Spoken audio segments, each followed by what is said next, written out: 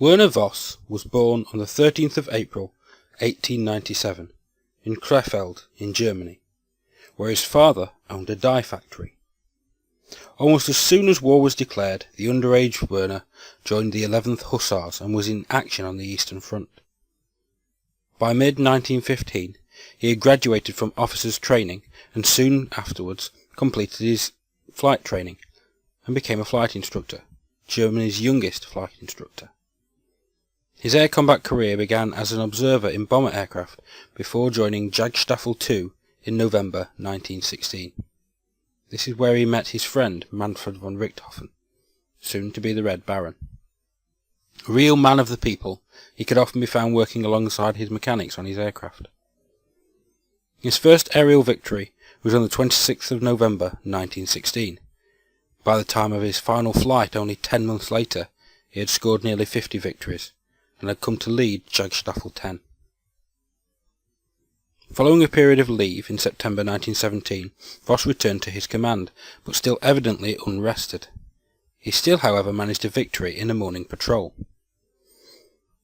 Voss's flight for his afternoon patrol took off after dinner and a photo with his two younger brothers who were visiting the aerodrome. Many great war airmen consider the taking of photographs before a flight to be bad luck. Voss soon left his wingmen behind in order to hunt alone, as was his custom. Voss met elements of the Royal Flying Corps 60 Squadron, sending two SE-5As spinning down to safety. One of the pilots, however, Harold Hammersley, was mortally wounded. It was at this point that Voss was attacked by 6 machines of the 56 Squadron, piloted by James McCudden, Arthur Rhys-Davids, Keith Muspratt, V.P. Cronin, R.W. Young, and Charles Jeffs. These men had already downed one German aircraft that day, and the stage was set for Voss's final and possibly most impressive combat. The first 4 British machines split and dove on Voss in a pincer movement, the last 2 staying high up as top cover for their flight. Below Voss was a flight of Bristol fighters, and he soon realised he was effectively boxed in. Realising this situation, Voss did not try to escape, but instead decided to rely on his own skills and the triplane's superb manoeuvrability. Performing a flat spin, he made a head-on attack against McCudden, putting bullets through his wings, and then, as he passed by, shredded Cronin's aircraft. Although the Canadian was not wounded, his aircraft was severely damaged. It was only his quick entry into a spin to take him out of the battle that saved his life. Voss had reduced the odds against him from 6 to 1 to 5 to 1 in short order, but now they changed again, as 3 more aircraft from C Flight of 56 Squadron joined the battle. Geoffrey Hilton Bowman, Reginald Hoyge, and Richard Maybury. Accounts from the 8 aircraft now engaging Voss vary considerably. However, certain facts have been filtered out.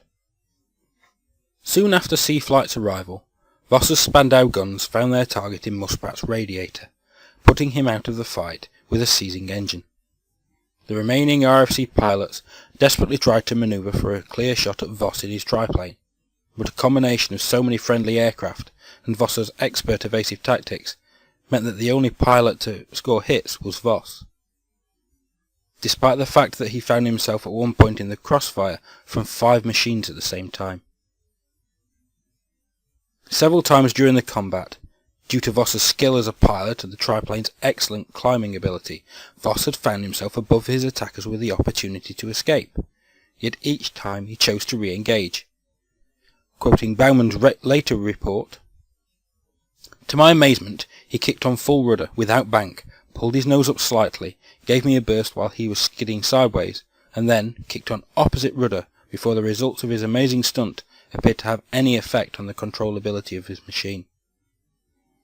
The result of this manoeuvre, repeated several times, was hits to Bauman's engine, leaving him unable to engage Voss again. During the fight, an Albatross came to Voss's aid, and a strange game of follow the leader began, with Maybury in the lead, followed by the Albatross and then Voss, then the 2 SE-5s of Rhys-Davids and McCudden. The Albatross, reportedly piloted by another German ace, Karl Menkhoff, looped up and over the following aircraft, placing him at the back of the train, opening fire and hitting Rhys-Davids' aircraft multiple times. Maybury copied this manoeuvre and fired on the Albatross, forcing him to disengage temporarily. Despite his obvious skill, it was inevitable that Voss could not avoid being hit eventually. During another head-on pass with McCudden, Hoyge managed to hold the triplane from the side. Immediately after this, Rhys-Davids rejoined the battle after having disengaged to change his Lewis gun's ammunition drum. He made a long, flat dive onto Voss and fired at very close range. Quickly turning, he got behind the German again and once again fired at close range, scoring multiple hits. This knocked out Voss's engine. After avoiding colliding with him, he managed to manoeuvre a final time, and with a concentrated burst of fire, hit Voss again.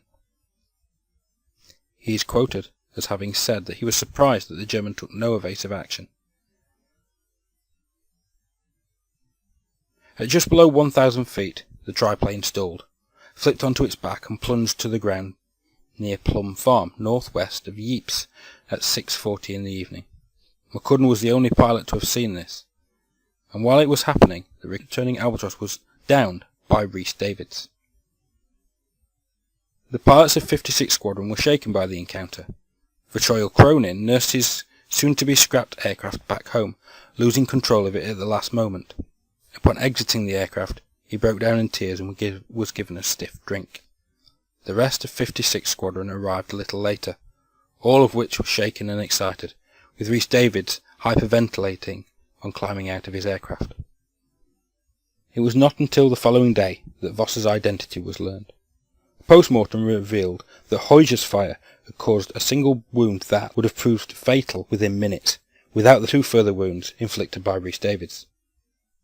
Voss was buried at the crash site, and is now reinterred in the Langemarck German War Cemetery, some 6 kilometres northeast of Ypres.